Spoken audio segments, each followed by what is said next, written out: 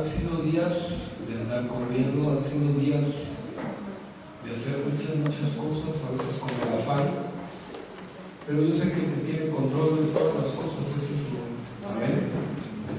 A veces creemos que se sale de control del nuestro, sí se sale, pero Él aún así tiene control hasta de la hoja que cae del árbol, dice la palabra de Dios. ¿Ya tiene usted Juan 17:3? Permíteme con una vez, por favor. Y dice así la palabra del Señor. Voy a leer desde el 1. Estas cosas habló Jesús, y levantando los ojos al cielo, dijo: Padre, la hora ha llegado. Glorifica a tu Hijo, para que también tu Hijo te glorifique a ti, como le has dado potestad sobre toda carne, para que dé vida eterna a todos los que le diste. Y dice el 3: y esta es la vida eterna, que te conozcan a ti, el único Dios verdadero, y a Jesucristo, a quien has enviado. Gracias, Señor, por tu palabra. Te pedimos que penetre hasta lo más profundo de nuestro ser y que se haga tu voluntad con ella en nosotros. Amén.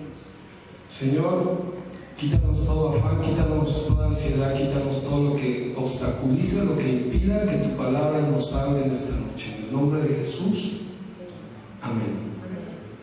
Bien, hermanos, pues fíjense que estudiando yo esta palabra, le preguntaba al Señor: ¿cuál es el mensaje, Señor, que quieres que esta noche transmita, que esta noche les dé? 4 o 5 veces se lo cambió. Estaba yo estudiando una parte, me mandaba otra, y me mandaba otra, y venían recuerdos. ¿Saben? En marzo próximo, hace 40 años me bauticé en este lugar. Yo tenía 17. Sí, ya tengo 57, ya estoy llegando al 6º piso. Y hace 40 años estaba yo parado, allá formado, de aquel lado, me acuerdo muy bien. Y había un grupo como de unas 25 personas adelante de mí, y eran puros jóvenes, muchos jóvenes, que decidieron públicamente reconocer que Jesús es su Salvador. Y entre ellos estaba yo con una bata blanca. Yo estaba temblando de emoción, una combinación de sentimientos y emociones. Pero cuando el pastor me dijo que pasara dentro del agua, yo sentí algo muy diferente ahí. Ahí ya estaba temblando, pero no era un temblor que podíamos decir de nervios ni nada de eso. Estaba contento, estaba primero asustado, porque pues fui la primera persona que conoció el Evangelio en mi familia, y ustedes no saben todas las burlas que pasé durante años ahí con mis hermanos, con mis papás, porque yo era un joven que no obedecía, yo era un joven que me había corrido de mi casa por andarme de la escuela, y de repente llego con mi mamá y le comento: mamá, ¿qué crees que conocí de la palabra del Señor? Y mira esto y esto y esto. Me estoy hablando, y yo recuerdo la mirada de mi mamá como extraviada, y decía: ¿de qué me está hablando este? Ahora, ¿con qué me vas a abrir sus palabras? Pero yo contento le estaba diciendo: mamá, me siento bien porque sé que Jesús me perdonó. ¿Me perdonas tú, mamá? Y en ese momento la cara de mi mamá cambió. Me dijo: ¿de qué, hijo? Le digo: pues de todo lo que te he hecho. Imagínate que eres una mamá soltera con 5 hijos. Yo soy el mayor. Mi hermano se murió el año pasado porque tú me dijiste que no me fuera a entrenar, que me viniera a las 4 de la tarde cuando salgo de la escuela a cuidarlos. Y yo llegué a las 8, 20 minutos antes que tú, cuando mi hermano ya se había accidentado y era el cumpleaños de mi mamá, un 15 de diciembre. Dije: principalmente quiero que me perdones por eso. Yo no sé si yo hubiera hecho la diferencia, pero lo que sí sé es que te desobedecí, que no hice lo que me pediste, porque yo en vez de obedecer me dijiste que ibas a llegar tarde, y a mí no me importó. Yo me fui a hacer mis cosas. Y ustedes saben que cuando uno es joven piensan que nada va a pasar con lo que uno decide, que uno toma decisiones y considera que es lo mejor que uno puede hacer. Todavía no tenemos bien construido el lado del cerebro donde tomamos las decisiones correctas, pero aún con eso no es justificación. Mi mamá y yo terminamos ahí llorando hincados y orando sin doble L, también con doble L, pero era muy diferente. A partir de ahí yo supe que mi vida nunca más iba a ser la misma, porque de ahí se vinieron una serie de acontecimientos con los jóvenes aquí, en las que nosotros salíamos a mostrarles lo que Dios nos había mostrado a nosotros, a los demás. No estaba permitido predicar en el metro, nos sacaban a empujones. Más de 5 veces nos tuvieron que ir a sacar. En ese tiempo se llamaba delegación. Y éramos más o menos un grupo como de 8 jóvenes aquí, que tiro por viaje nos tenían que ir a sacar allá. Y ya nos decían, el pastor mismo nos dijo, ya no vayan al metro, mejor quédense afuera, porque les va a pasar lo mismo. En especial había un hermano que tenía la voz muy fuerte y siempre terminaba diciéndoles cosas a los de seguridad. Lo que yo vi es que ya mi vida ya no era igual. De ir mal en la escuela, de ver todas las materias del CCH, Dios tocó mi corazón y me dijo, es tu deber de recuperar ese honor perdido, porque es deshonroso para tu mamá que tú estés así. Tu mamá trabaja muy duro. Y así me empezó a hablar el Señor y me empezó a decir, yo estaba cada vez, ¿han visto esas caricaturas donde hay una persona sentada en la silla y se va haciendo chiquito? Así me sentía, exactamente así. Me empecé a sentir muy chiquito y dije, Señor, ayúdame entonces, porque pues burro no soy, flojo y desobediente sí. Ayúdame. Y empezó a cambiar mi vida, poco a poco. Empecé a leer la Biblia, venía yo aquí al instituto, iba a otro instituto. Mi mamá me veía y un día me sentó y me dijo, a ver Juan, ¿de qué se trata? ¿Qué piensas? ¿Ser pastor o qué piensas? ¿Por qué andas tan metido en esas cosas? ¿No piensas estudiar una carrera? Mira, eres el mayor de tus hermanos y les estás dando un ejemplo muy raro. Ahora estás metido todo el tiempo en la iglesia.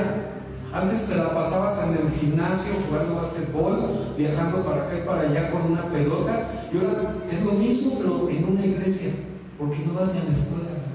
Dice, no mamá, sí estoy yendo. Mira, le enseñé mis boletas y estaba empezando me tardé año y medio, pero Dios me ayudó a pasar el bachillerato. De verdad me costó trabajo, de verdad se los digo, porque estaba acostumbrado a ser desobediente. Tenía 3 años y medio siendo desobediente completamente. Así como el pueblo de Israel, cuando los sacó de la esclavitud, que les daba agua, que les daba comida, les daba maná, les daba una serie de cosas que se necesitaban para vivir, para subsistir, como nos las da a nosotros, y saben que seguían desobedeciendo, de tal manera que muchos hasta murieron en el desierto. Moisés mismo desobedeció, y por esa causa el Señor le dijo, no vas a pasar, no lo vas a hacer. Tengan en mente esto. Voy a leerles el siguiente versículo. Yo una vez le pregunté al Señor, ¿qué quieres de mí, Señor? O sea, dime qué quieres de mí. Ya mi mamá me dijo que pues para pastor no sirvo porque tengo un pasado muy feo. El hermano Rodolfo Mejía, que Dios lo bendiga, que fue quien me predicó por primera vez, era mi enemigo aquí, ya saben, las banditas.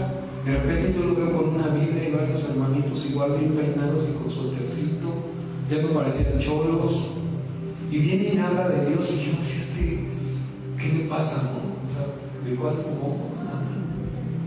Y él insistía y hasta que un día me paré por diosidencia, porque no creo en la suerte ni en las coincidencias. Por diosidencia me estacioné aquí en la esquina. Yo no sabía que aquí era la iglesia, ni sabía que era una iglesia cristiana. Se acerca el hermano y me dice, Juan Alberto, mira que esto, que la palabra de Dios dice que vente, y me abraza. Dice, déjanos poner un cassette. ¿Se acuerdan de los cassettes? Bueno, los que tienen más de 40 años. Había unos cassettes, los metió y le subió. Y estábamos ahí, y yo estaba pues tranquilo. Yo creo que el Espíritu ya me estaba apaciguando, ¿no? Ya me estaba dando, ¿cómo les diré? De ese aceitito que ablanda los corazones. ¿Sí? de ese aceitito que hasta te entra en el cerebro y ya como que empiezas a medio reflexionar. Muchas gracias, hermano. Así la necesito. Muchas gracias. Les voy a decir por qué les estoy contando eso. Me tomo de ejemplo porque en el versículo siguiente Dios nos dice qué es lo que quiere de nosotros y lo que requerimos nosotros para poder obedecer. Fíjate, Deuteronomio 6:4, no lo busques, yo te lo voy a leer. Deuteronomio 6:4 y 5 nos dice: oye, ese es el mandamiento, ese es el verbo oír, que aquí lo podemos traducir como por favor obedece, entiende, cree y obedece. Lo que implica oír. Oye, vamos a quitar el nombre de Israel y ponte el nombre ahí. Oye, Juan Alberto, el Señor nuestro Dios, el Señor no es. Y abraza al Señor tu Dios de todo tu corazón, de toda tu alma y con todas tus fuerzas. Ahí está el segundo verbo, amarás. Si te das cuenta, el primer mandamiento, que muchos no lo dicen completo, empieza allí: oye, entiende. Yo estuve estudiando esta situación y exactamente la traducción o de donde viene esta palabra quiere decir eso: entiende y obedece. Esto en Deuteronomio que está aquí se lo dio el Señor en persona a Moisés. Moisés se fue solo, estaba en el desierto. ¿Estás en el desierto? Moisés estaba en el desierto y se fue y ahí habló con Dios y le hablaba a Dios. Pero lo más bonito y lo más tremendo de esta situación es que Dios le habló a él también. Por ahí hay un predicador famoso que dijo: ora no hasta que Dios te oiga, sino hasta que tú oigas a Dios.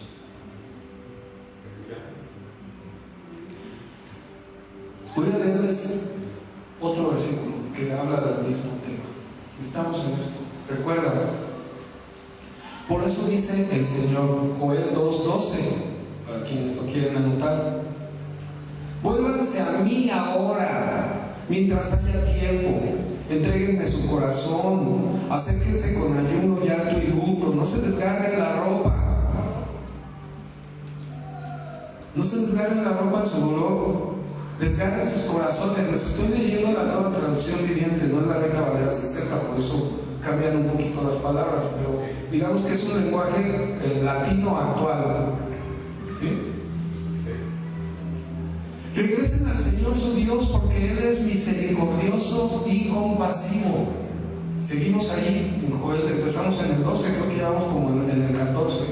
Lento para enojarse y lleno de amor inagotable, y está deseoso de desistir y no de castigar. ¿Quién sabe? Quizás les suspenda el castigo y les envíe una bendición en vez de esta maldición. Quizá puedan ofrendar grano y vino al Señor su Dios como lo hacían antes. Toquen el cuerno de Jerusalén en Jerusalén.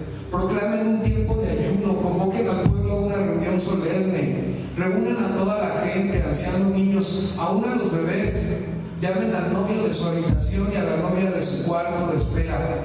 Yo me preguntaba por qué expresa este parrafito: llamen al novio de su habitación y a la novia de su cuarto de espera. ¿Qué significado espiritual podría tener esto en nosotros ahora? Sencillo. Cuando las personas se casaban en aquel tiempo o se iban a casar, hay dos escenas, dos cuadros. Uno es cuando cuando se comprometían, estaban un año sin verse. Fíjate nada más. Esto no queda para el día de hoy. Estamos viviendo el tiempo de lo desechable.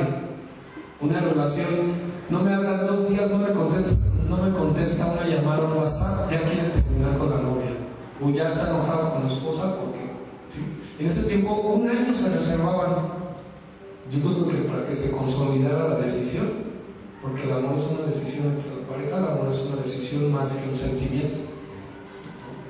un año. Y el otro cuadro era que cuando ya se casaban, cuando ya el sacerdote los ungía, los declaraba marido y mujer, etcétera, y se iban a vivir juntos, y todo el pueblo cooperaba, como ahora en los ranchitos acá en nuestro país, todo el pueblo cooperaba, les ayudaban a construir su casa, poner su mesa, etcétera, etcétera. Estaban un año fuera de sus labores para que se pudieran conocer. Esos son los dos cuadros que pude ver. Fíjate, y el Señor nos llama hasta de lo más íntimo de tu vida, que lo dejes a un lado para que vayas con Él, proclamando ayuno y oración, tocando el shofar, llamando aún a los bebés, dice, así dice la traducción. Proclamen un tiempo de ayuno, convoquen al pueblo a una reunión solemne. Nos vamos como hasta el 16, dice que los sacerdotes, quienes sirven en la presencia del Señor, se levanten y lleven y lloren entre la entrada del templo y el altar. Aquí viene otra situación. Entre la entrada del templo y el altar había muchas cosas. Para empezar, en aquel tiempo el único que podía entrar al altar era el sumo sacerdote. Los demás tenían que esperar afuera, y el que era una persona de buen corazón oraba por el sacerdote. Se dice en la tradición de la Torah que les amarraban una especie de soga para que cuando entrara y cayera muerto porque la santidad de Dios así era y podía estar en pecado o por el pecado de los demás, lo pudieran sacar. Esa es la tradición, ¿sí? Pero era el único. Y fíjate, dice, entre la entrada y el altar lloren. ¿En dónde estaban llorando los sacerdotes? Con la gente, con los comunes, con los que no podían entrar. Estaban entre todos, estaban unánimes, estaban buscando la voluntad, la presencia, y obviamente, como leímos, estaban oyendo, obedeciendo a lo que Dios quería. Y eso les está diciendo aquí en este capítulo, que los sacerdotes, quienes sirven en la presencia del Señor, como quien dice, vénganse para acá, sálganse y lloren entre la entrada del templo y el altar, que oren. Y fíjate que van a orar: perdona a tu pueblo, Señor. ¿Por qué? Les dicen los sacerdotes, si seguimos adelante, no permitas que tu preciada posesión se convierta en objeto de burla. Aquí me pegó cuando mi mamá me dijo: Juan Alberto, acabo de hablar con tu papá, que mi papá estaba lejos, ausente de nuestra familia, y la familia de tu papá saben que tú vas muy mal en la escuela, y estoy muy avergonzada, porque un día tu papá me gritó cuando se fue que yo no iba a ser capaz de educarlos a ustedes, que me iba a ir a la escuela. Y tú sabes cómo es toda tu familia, que estudian mucho y todo eso, y me siento avergonzada. Y eso me pegó cuando leí esto en aquel tiempo, y ahora lo recuerdo. Dice: no dejes que lleguen a ser la burla de los extranjeros incrédulos que dicen: los ha abandonado el Dios de Israel. Está bonita la versión de la Nueva Traducción Viviente, por eso la estoy usando, porque está el lenguaje muy actualizado. Pero dice: no permitas que tu preciada posesión, ¿tienen hijos? Es nuestra preciada posesión. Ahora tengo una niñita de 11. De verdad que a veces me dicen que soy sobreprotector, porque la estoy cuidando, porque le digo cómo debe de comportarse. ¿Saben? Ella viene y me cuenta lo que pasa en la escuela. Me dice cosas. Me hizo mi amiga, mi mejor amiga. Tiene 3 mejores amigas desde hace 3 años, ¿no? Se pelean y vuelven a ser mejores amigas, le hacen y le dicen. Y viene y me cuenta todo, y cuando ella me está contando, yo la tengo que estar escuchando, porque si tantito agarro el celular para ver quién marcó, o corro a la cocina porque dejé conectado o prendido algo, me dice que no le pongo atención. Es mi preciada posesión. Así cuidamos a los hijos. ¿Cómo creen que nos cuida Dios? ¿Ustedes creen que Dios nos pone atención? ¿Creen que Dios sabe las cosas que sentimos y que pensamos? Yo a veces sé lo que Arely está pensando cuando me mira. Ya quiere agua. Pasamos cerca de los tacos y nomás me volteé a ver, ya sé que quiere tacos. Nosotros somos la preciada posesión de Dios. Él sabe lo que necesitamos, lo que queremos, pero también sabe lo que nos conviene. Yo no le compro tacos todos los días, porque le van a hacer daño. Todo lo que le pido pides al Padre, tiene que tener una razón espiritual para que Él te lo pueda dar, porque no todo lo que pedimos nos da, ¿sí? Él mismo lo dice, Jesús lo enseñó. ¿Qué padre si su hijo le pide pan le va a dar una serpiente?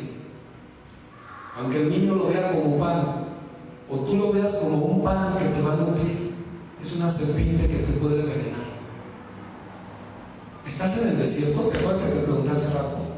¿Estás en el desierto? Hermano, en el desierto Moisés vio al Señor. En el desierto le dio las tablas de la ley. En el desierto Moisés cambió totalmente. Dejó de ser Moisés para convertirse en el siervo de Dios. Allí fue, no fue cuando sacó al pueblo, fue allí cuando vio a Dios. Y más adelante lo podemos ver. Y lo envió a una tarea imposible. De verdad era imposible lo que tenía que hacer, pero no para el Dios de los imposibles. Porque no era Moisés, era el siervo del Dios Altísimo, el que todo lo puede. Abraham fue probado en su fe en el desierto. Si tú estás en el desierto, probablemente estamos siendo probados en nuestra fe. ¿Cómo? Le dijo: pon a tu hijo, a tu único hijo, a tu preciada posesión, pónmelo porque le vas a dar mantarini. Yo digo, Dios mío, que Dios me hablara así de Eli. O sea, no lo quiero ni pensar, ¿no? Quito el pensamiento de mi mente. Así, digo, no, Señor, no me permitas entrar en eso. Pero allí en ese desierto estaba probando Dios la fe de Abraham. Y sí fue probada. Tan probada fue que Jesucristo después nos lo dice en el Nuevo Testamento, ¿no? Que él fue uno de los héroes de la fe. Así lo conocemos. Elías en el desierto lloró amargamente. ¿Sabes qué pidió Elías? Ya mátame, ya me quiero morir. ¿Cuántas veces te ha pasado eso por la cabeza? Si fuera de broma, ¿cuántas veces has dicho: ay, de verdad que no quisiera estar? Sé de existir. Y le dijo: Señor, cálmate. Parafraseando, tranquilo, tengo muchos más siervos igual que tú, no te sientas ¿sí? No sientas que sin ti las cosas no van a seguir adelante. En otras palabras, lo puso en su lugar. Tranquilo, le dijo, ¿sí? Eso de tengo otros siervos como tú. ¿Sabes qué le está diciendo? No eres el único. Yo sé cómo trato a mis hijos. Pero ahí le dio la unción poderosa. ¿Para qué? Para la gloria de Dios. No le dio unción para que él estuviera mejor que en el desierto. Por cierto, siguió por ahí, nomás que ya con otra mentalidad. Ya traía otras cosas encima. Es más, te voy a decir lo que pidió: morirse. ¿Y qué fue lo que no le dio Dios? No murió, se lo llevó vivito. Bueno, respirando. José, ¿se acuerdan de José? En el desierto, en un hoyo. ¿Y quién lo vendió? Sus hermanos. Hijo de Padre, Dios los perdone porque sí saben lo que hacen. Del pozo del desierto al palacio. ¿Para qué? Para que estuviera bien a gusto.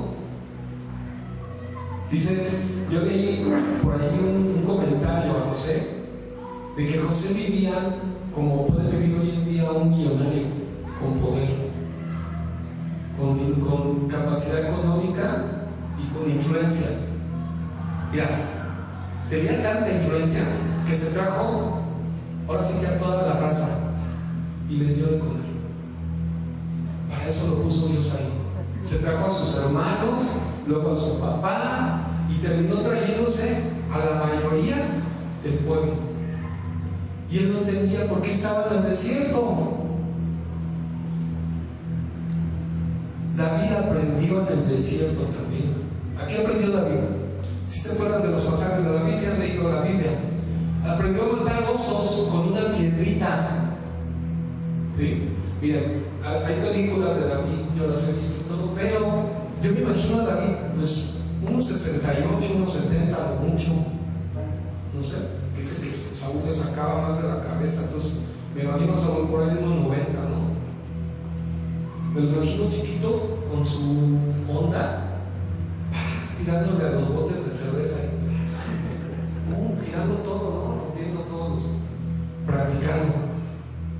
Cuando le salía el oso, le daba. Ahí aprendió. ¿Dónde? En tu desierto. En tu desierto es donde vas a aprender a hacer. Vas a vencer. Después mató al gigante, ¿no? Y se convirtió en el rey. Después David hizo muchas cosas que no vamos a tocar ese tema porque esa es otra historia.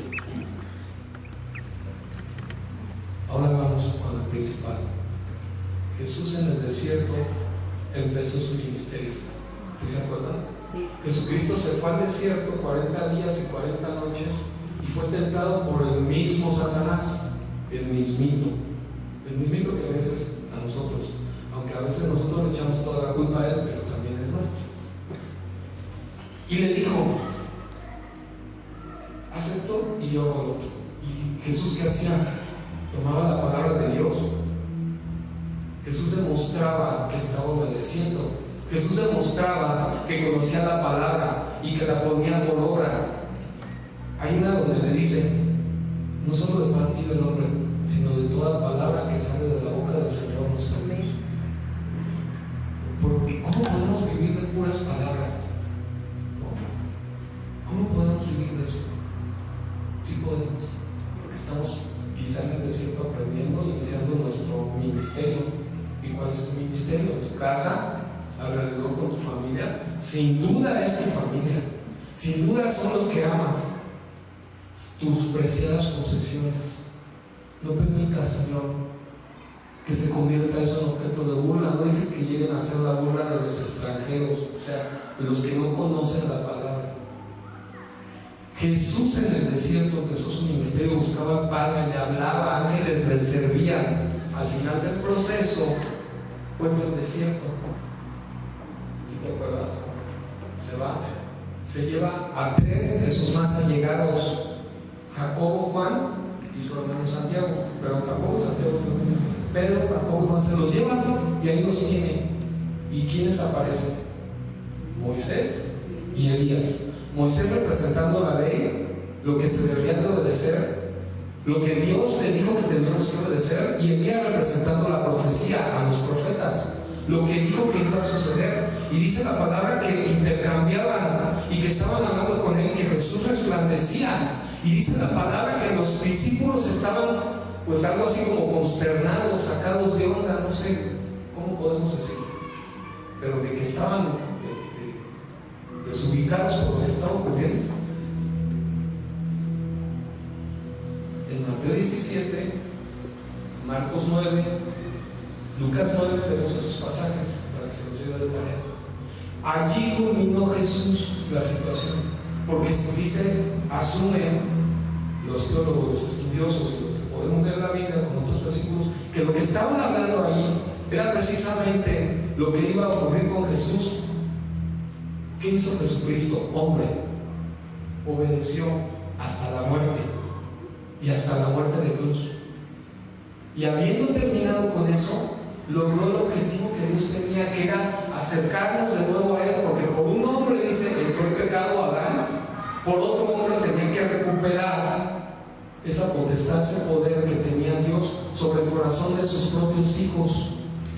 No permitió que fuéramos objeto de burla, porque al contrario, lo que Jesús hizo, dice ahí la Biblia, dice, y exhibió a las potestades al tomar las llaves del abismo, y decir, incluso que bajó, ¿a dónde bajó?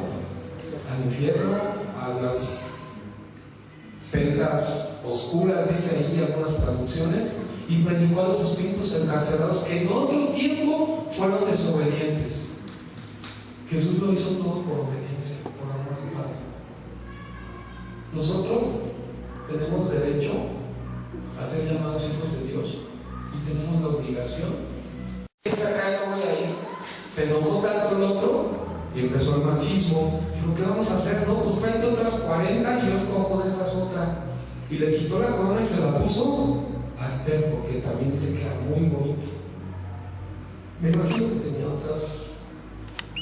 Bueno, lo que puedo ver ahí es que Dios puso a Esther en ese lugar para salvar a su pueblo también.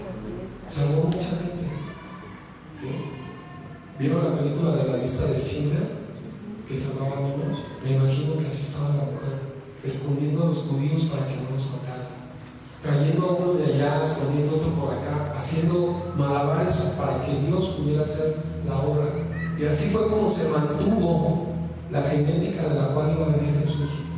Dios siempre estuvo ahí cuidando, porque de todo eso, de todas esas personas de las que habla la Biblia, si ponemos una línea del tiempo, nos vamos a dar cuenta que Dios estuvo con él, porque de ahí iba a venir Jesús.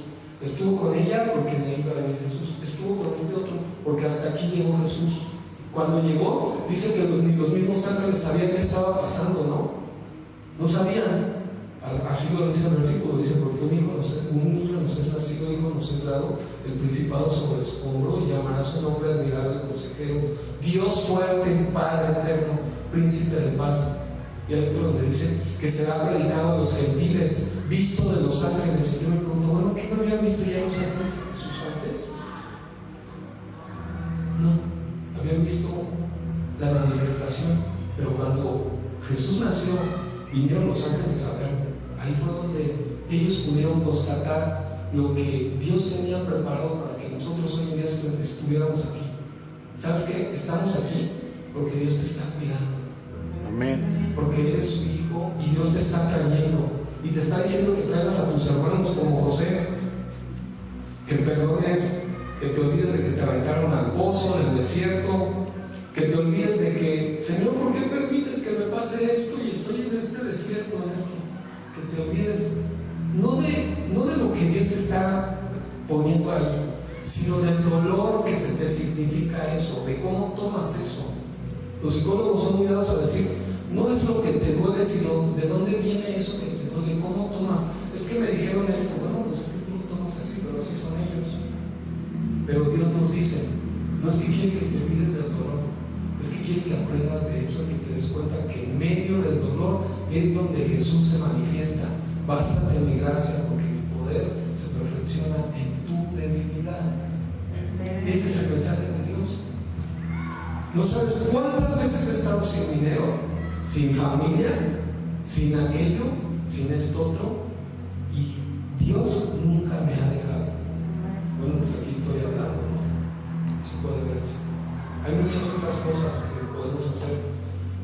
Hace 40 años Israel ya tocaba la batería, ya era Israel, y yo lo veía ahí. Quiere decir que ya tiene como 80. Pero cuando yo lo veía tocando, yo dije, híjole, qué bonita la batería, un día yo voy a aprender la batería. Dios me permitió eso. Tuvieron que pasar 40 años en el desierto. Digo, todavía no toco como Israel porque me lleva 40 años.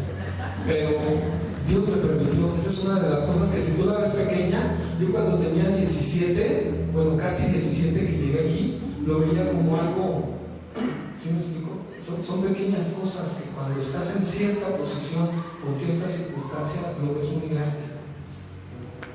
Hay mujeres, platiqué con una mujer sola de mi trabajo. Es que tú no entiendes lo que se siente estar sola, que todos se me acercan solo con una intención.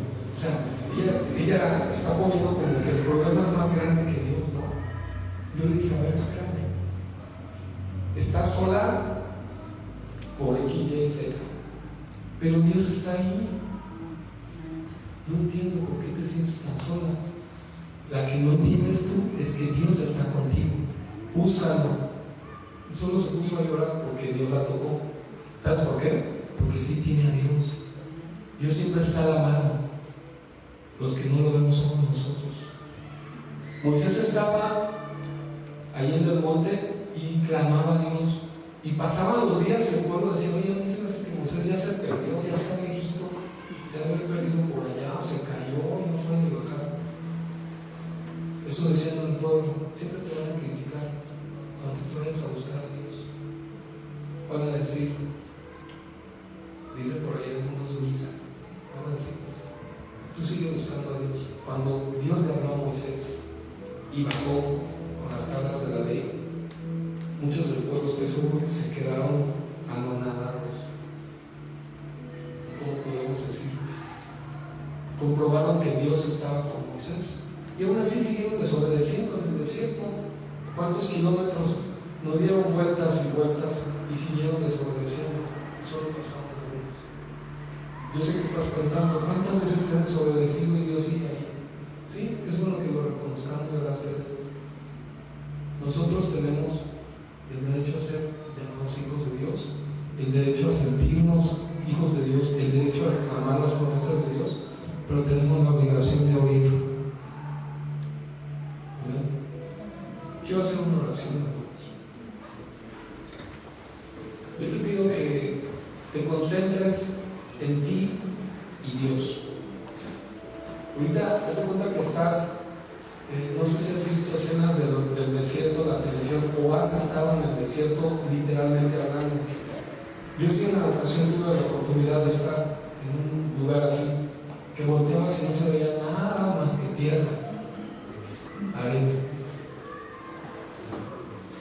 Quiero que te concentres tú en eso. Si quieres cerrar tus ojos, ver a un punto, que ya ves que a veces se queda uno viendo como casa de discos. Pero lo que quiero es que pienses en ti con Dios. ¿Cómo estás? ¿Qué te está pidiendo? ¿Qué le estás pidiendo tú a Dios? ¿Cuál es la situación? ¿Cuál es esta dinámica de jalar y aflojar? Pero que estés consciente que Dios está en medio de eso y que te va a llevar a donde Él quiere.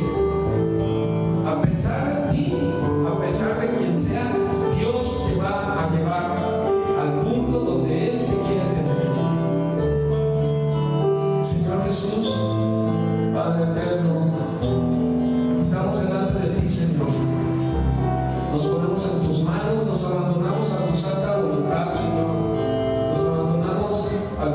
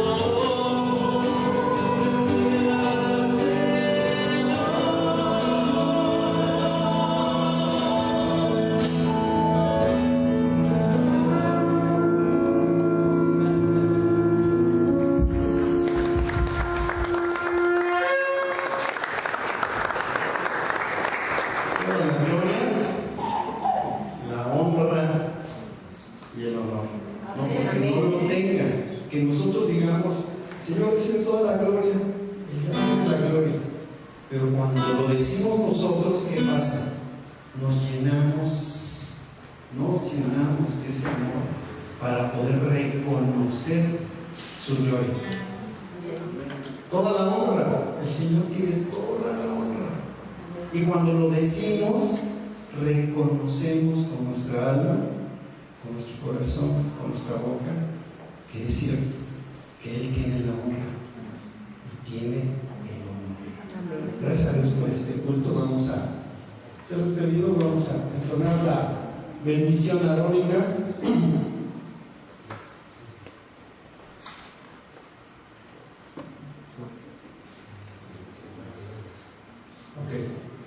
Juntos.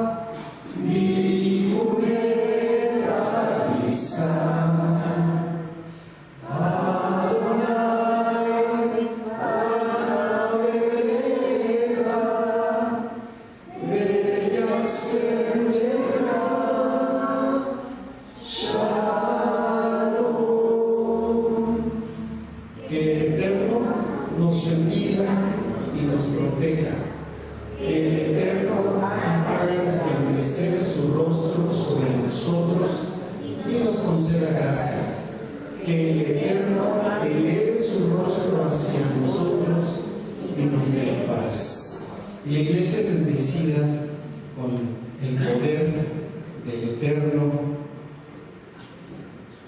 porque Adonai Ahabá sobre nosotros. El nombre de Dios y su amor es sobre esta iglesia. Dios les bendiga, los prospere, los lleve en su camino, y nos queremos ver el sábado.